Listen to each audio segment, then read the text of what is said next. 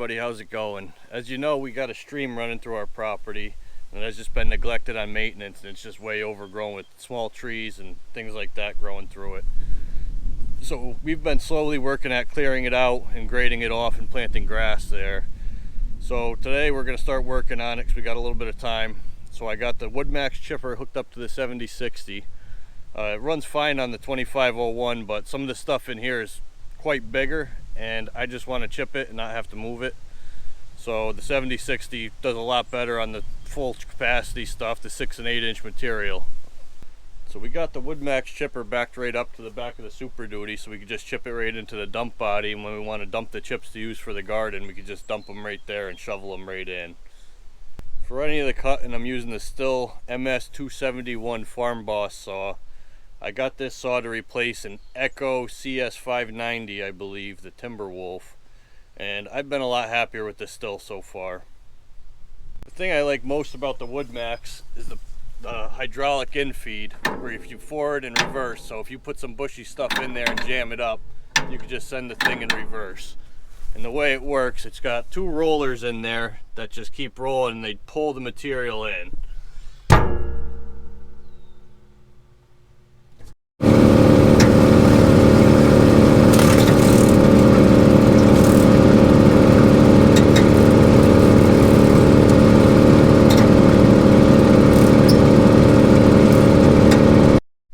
Another nice feature is this rotating chute.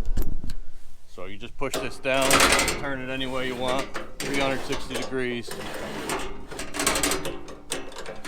But right now I just want to go in the back of the dump truck.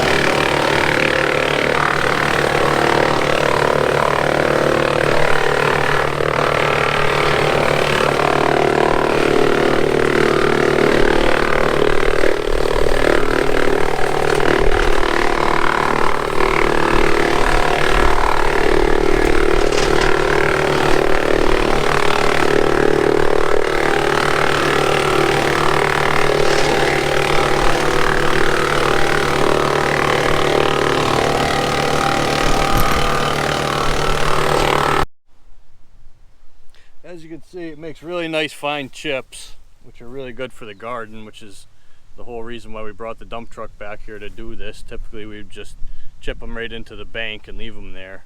The chipper says it's rated for a full 8 inches, but I feel like when you do put the full 8 inches in there, like you could see, it kind of slows things down, and the belt started slipping. So I don't know if my belts are just not tight enough, or I think you're better off doing probably 6 inches or 5 inches and under. Anything over that would pretty much be firewood anyway. I would have liked to get a bit more done today, but it was just one of those days where we ended up back and forth shuffling things around, and we got enough to finish up what we need for the garden at least.